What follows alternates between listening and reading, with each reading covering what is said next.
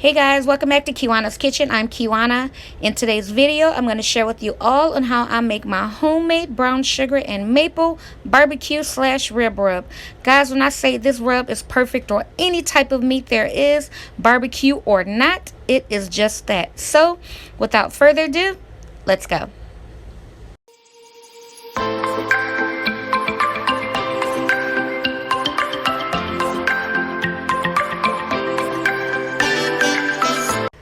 Alright guys, I am showing you all of the spices that I use to make my barbecue rub. I use this rub on my chicken, on my pork chops, on my ribs, especially my slab ribs, you know, when I make them in the oven or on the grill, which I haven't did in a while.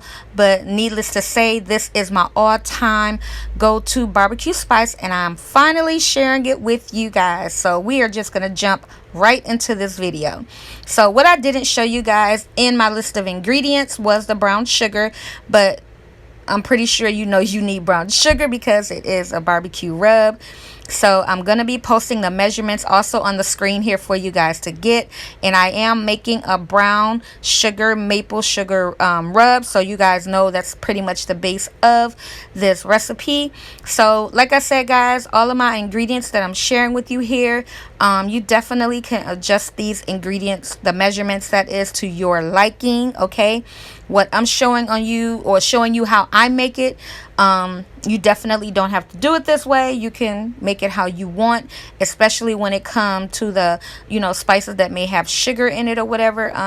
Like I said, guys, just adjust or take out whatever spice you don't like, but just adjust the measurements to your liking. So here they are. Here we got all the spices together. So we're just going to go ahead and give this a good mix. I just put on one glove, so we're going to move all of the spices out of the way. So yeah, just go ahead and give it a good mix. And that's the reason I got the glove on, is because I just don't like it when the spices get all up under my nails. And you know, at some point, because that cayenne pepper, it do kind of irritate your skin a little bit. So like I said, guys, I just like to wear gloves when I mix this up. If you want to use a spoon, plastic spoon or whatever, you definitely can. Metal spoon, use what you want.